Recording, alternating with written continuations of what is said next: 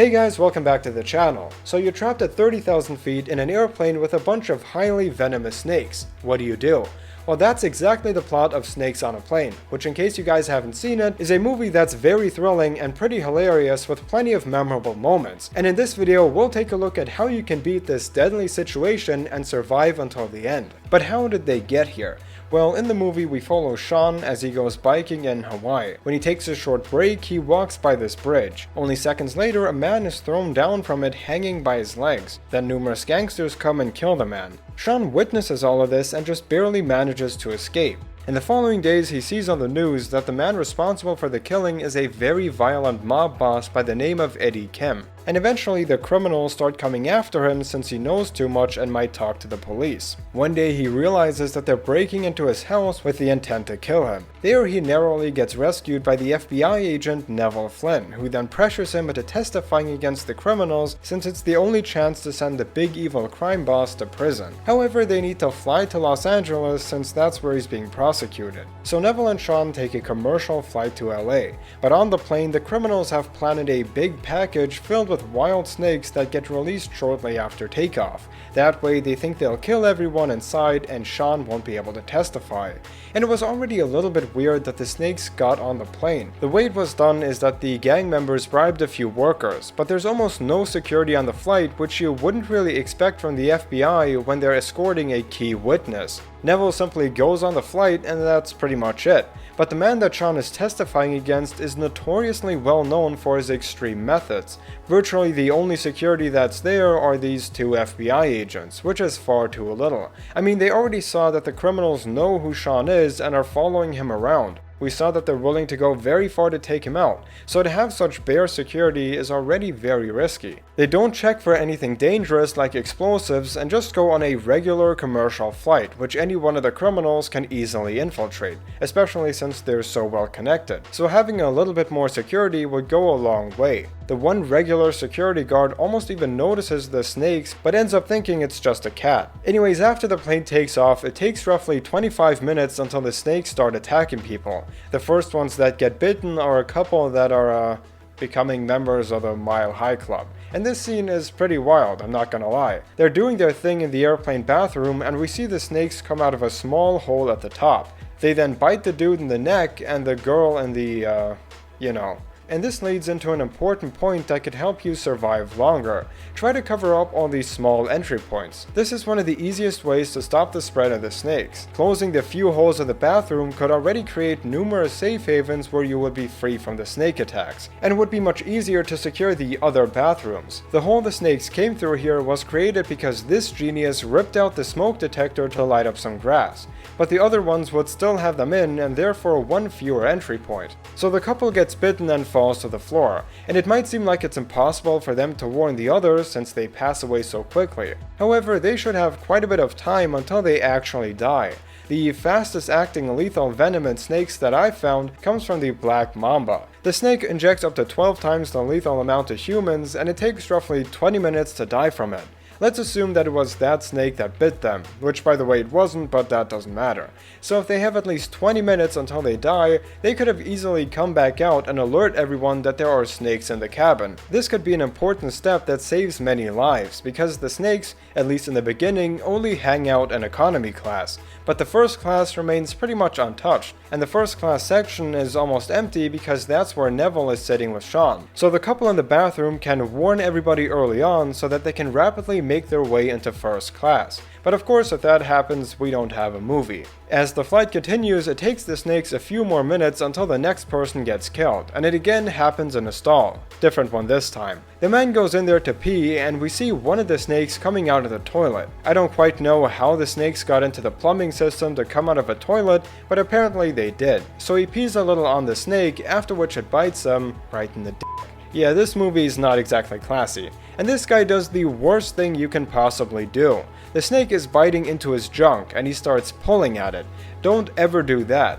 When you look at a snake's mouth, you can see that the poisonous fangs are shaped like a hook that goes inside, meaning that you can't possibly remove a snake by pulling it like this without seriously injuring yourself. What this will do is cause the teeth to dig in deeper into your crotch, creating a huge wound that will tear into your tissue. There are numerous ways that you can fight back against the snake in this situation. One way is to attack its vulnerable areas. For a snake, that means biting into the tail, which causes them a lot of pain and should make them stop biting. You can also use your fingers to go for the eyes, which are also very sensitive. These are two ways you can free yourself with a higher likelihood of getting away alive with all your body parts still intact. Anyways, after the captain notices two small snakes in his cockpit, one of them causes an electric malfunction, leading to the oxygen mask to drop, and with them a bunch of snakes that have been lingering above them. This is the first time where everybody notices that there is a total infestation of snakes which they need to get rid of. Here we see many different passengers getting attacked, and they all have the same approach when getting bitten. Each one of them pulls at the snake, but as we already discussed, the shape of the snake's teeth won't allow you to just pull it off. The only way to push it away from you is to force the snake deeper into whatever it's biting. By pushing it further, you can get your tissue off the fangs. This means that you can possibly avoid the poison it's shooting out. Then you can force its mouth open and get it off. Next up, we see Neville's partner getting bit, and he eventually dies from his bite while lying in a chair. This opens up another possibility for you to be more safe going forward. We see that he's wearing a jacket with 2 layers. What you can do is take thicker clothing like this from the people who already died and wear it over yourself. That way you have a little bit more protection against the bites. Most of the people on the flight aren't wearing that much since they're flying from sunny Hawaii to sunny LA, and it's not uncommon for them to dress very lightly. But that makes it all the more important to take thicker jackets like this when you see them. It might just protect you from the bites to the chest, and it's an easy way to increase your chance of survival. Something else that's important is to not provoke the snakes, since they usually only attack when they're cornered or feel threatened. Of course, keeping your distance is a little bit more difficult in a plane, but try to create as much distance between you and the snakes as fast as possible. That means running up to first class. However, something that works against our protagonist here is that the snakes have been sprayed with certain pheromones that make them more aggressive, because they usually wouldn't just attack people. Especially from what I found, the more toxic ones are less likely to bite. But because they have been agitated, they're out to kill. The way they have been injected with these chemicals is that they were on the leis the people are wearing. All of them have been doused in an odorless chemical that makes the snakes a lot more aggressive, so they should quickly get rid of any additional leis and stay away from them to avoid making them any more likely to attack. This is because Neville remarks, "Something up there is making them go crazy." Yeah, no shit. They're attacking everybody and everything up here. They're especially fond of those fucking leis. So if the leis are all the way in the back of the plane, by the explanation that we're given, that's where the snakes would be drawn to. Anyways, eventually they all finally make their way towards the front of the plane and create a small barrier between them and the snakes in the back. However, there are still plenty of mistakes made and opportunities missed to keep themselves safe. For example, we see that one of the big guys got bitten in the ass, so the male flight attendant suggests that he sucks out the poison. I know it sounds weird, but trust me, it's a fun movie to watch. The guy obviously says no, since he doesn't want a dude to suck his butt, and it might seem like he's immature and wrong, but he's actually right, because you can't just suck out the venom out of a snake bite. That's mostly a myth and it's highly ineffective. Snake venom goes into your bloodstream very quickly, so you can't just suck it back out. What you should do is remain calm and keep your heart rate down. By doing that, you slow the spread of the venom in your body. If you were to panic and run around screaming for help, you increase your heart rate, blood pumps faster through your system, the poison spreads much quicker, and you die sooner. So by staying calm, you buy yourself a lot more time. There's also an advantage that many of us have that only a few of the people in the movie have, and that is that we all carry around a camera on our smartphones. This can be crucial to your survival, because it allows the people on the ground that are trying to help to find the correct anti-venom. Chances are you have no clue what kind of snakes these are, and neither do I. But you don't have to. Just quickly snap a picture of which one attacked you and show that to the police. Otherwise, with all these different kinds of snakes, which are from all over the world, it's going to be next to impossible to find the right antidote. So then we see a young kid with a very swollen hand which he got from one of the snakes biting him. In order to help, a woman starts sucking out some of the venom from the hand. And like I said, don't do this. Not just because it's highly ineffective, but if you have any kind of small cut or injury in your mouth, it's going to be very easy to get infected with the venom if you suck a little bit of it out. And in this scenario, where there's turbulence and snakes and everybody's running around, it's not unlikely that you might get a small bruise inside your mouth. So do not attempt this. Now, even though they have barricaded themselves into the front of the plane and blocked the entrances with pieces of luggage, the snakes still manage to advance. Their solution to this is taking glass bottles and breaking them. They then tape the sharp glass to a stick and poke at the animals. Even though this is a good start, it doesn't stop them from coming closer. What they can do to potentially stop their approaches is to use a snake's own strength against it. They have a very fine sense of smell, and there are a few odors which completely repel them. One of the biggest ones is ammonia, so if they have some sort of spray that includes ammonia, that can pretty much keep the snakes at bay the whole time. And ammonia is commonly found in all sorts of cleaners. Window cleaners, toilet cleaners, drain cleaners, all that sort of stuff. But it's not entirely clear if they have access to those. At one point we do see one of the flight attendants conveniently grabbing a big spray bottle of what I assume to be some kind of cleaning product. But other than that, they might not have something with a lot of ammonia. So another good option is alcohol. Snakes don't really like that scent either, so it's also a good repellent. And they easily have access to various types of hard liquors and alcoholic drinks which would keep the snakes away. Even if they don't, one of the passengers is shown to carry around a lot of hand sanitizer. Alright, look, we gotta make sure we got some more of this, alright? And one of the main ingredients in hand sanitizer tends to be some kind of disinfectant alcohol. They can also get some kind of rubbing alcohol from a first aid kit. Armed with these household products, it would be possible to keep the snakes from attacking you. And if you find a way to put the alcohol in some kind of a spray bottle, you should be pretty much set. Instead, what they do is use a fire extinguisher to keep them away, which while effective for a few seconds, won't keep you safe for long. Also, the safest place seems to be up the stairs where Sean is sitting all alone. There are 0 snakes up there and it takes them the longest to get there.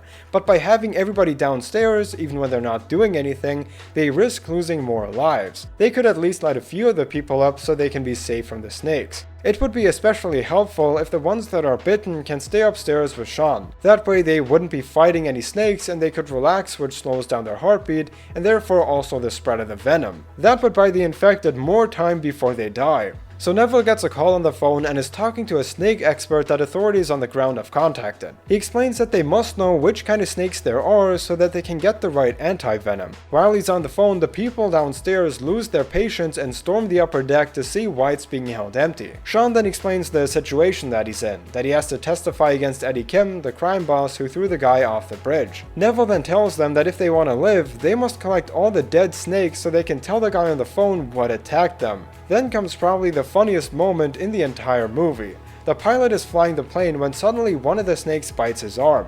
He gets up and tries to pull it off, but it's not even the snake that really hurts him. He falls down into this lower room through a door in the floor which they opened like 40 minutes ago to check on the electronics when they first went out. I still wonder why they decided to keep this big hatch open since it's just asking for someone to trip into it. This injury was almost unavoidable, except that they maybe, oh I don't know, closed this random ass hole which has literally no reason to be open in the first place. Meanwhile downstairs, Sean decides to help everyone out by slapping the snakes with someone's carry-on bag. The snakes, by the way, have made their way to the front of the plane. This is once again pretty ineffective since the bags are really soft.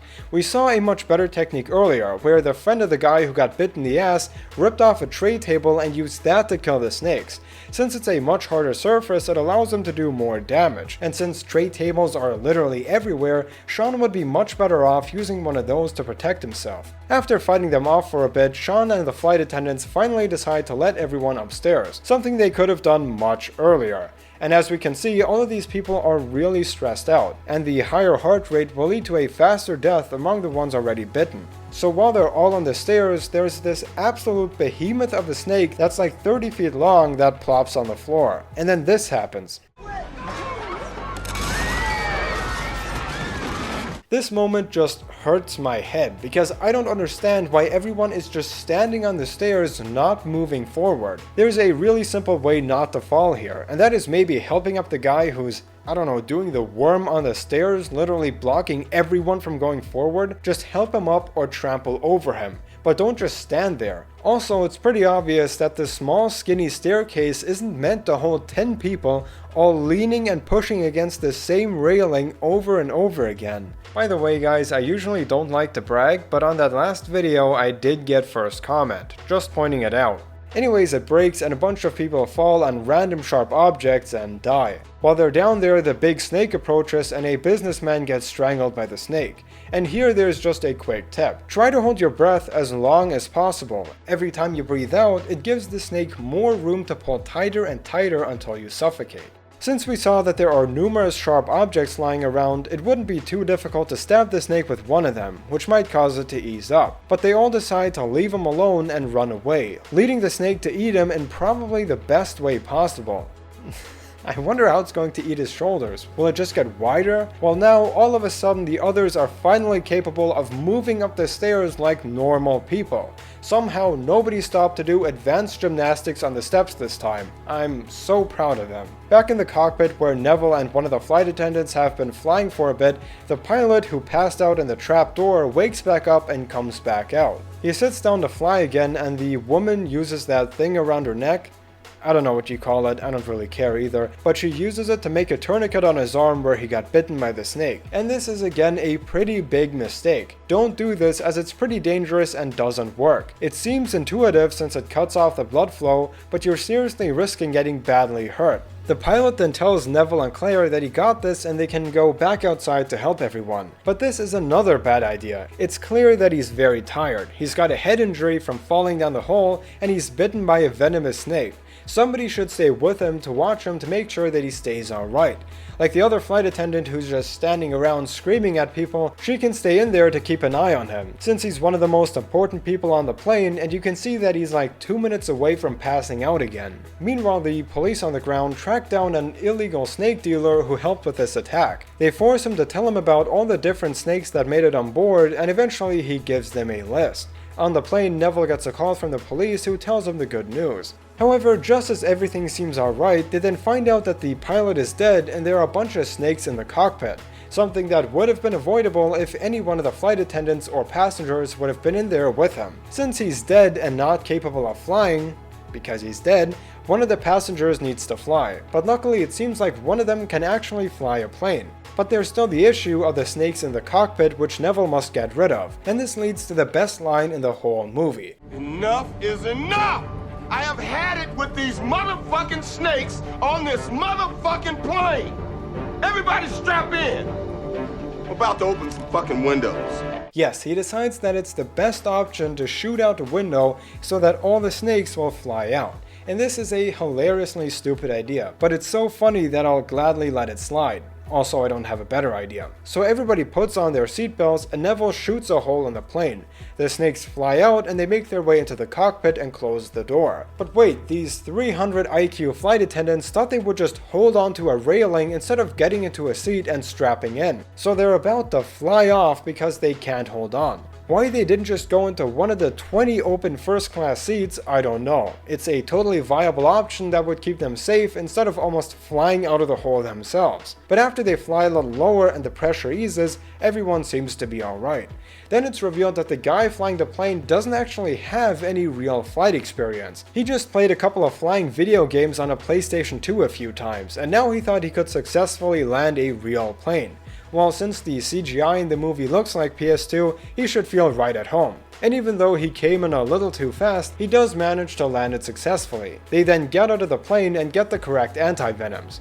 After all of that, Neville and Sean go surfing, and that's the end of the movie. Like I said, it's pretty funny and tense, and there are even a couple of jump scares. If you haven't seen it, definitely check it out. So those were a few ways to beat the movie. I hope you liked it and that I get to see you in the next video.